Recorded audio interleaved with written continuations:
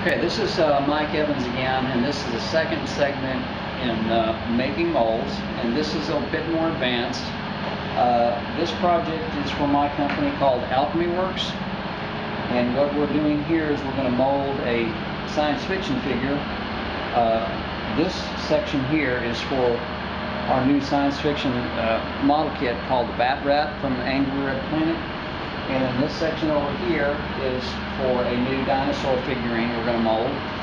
And all these molds are pretty much set up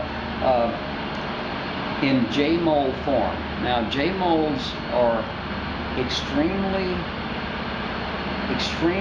accurate, and they're a great way to get all the air out of the cavity so you have a bubble-free casting. Now, if you look at this piece here, this sprue is the gate. We're going to encapsulate all these parts in one block of rubber, and then we're going to come back when they're cured and we're going to cut them out with a mold key knife. I'm going to bring the mold key knife over here to show you.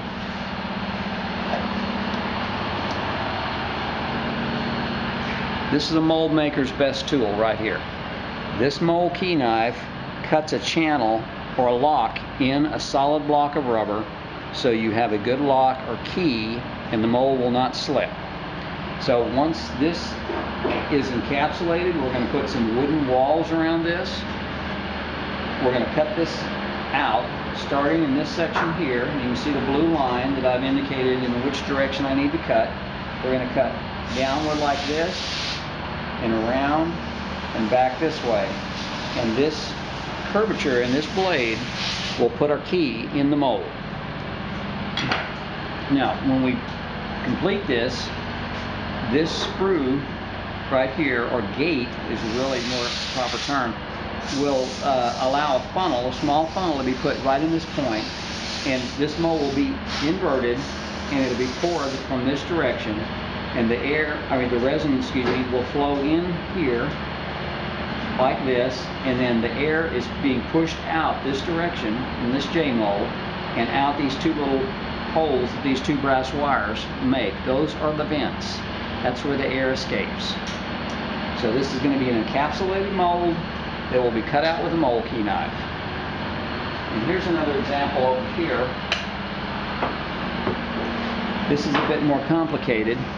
These are the hands to the Bat Rat. Each of these tiny wires is venting a high point in the mold to let the air get out of the mold.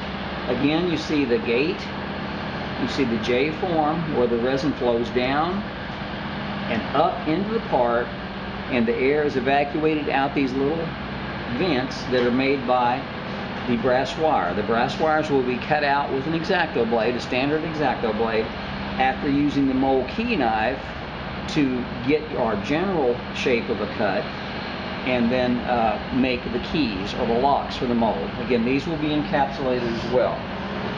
I use this type of wood that you can get at Home Depot. It's basically MDF, which is very flat, but you want very flat boards, and it's cheap.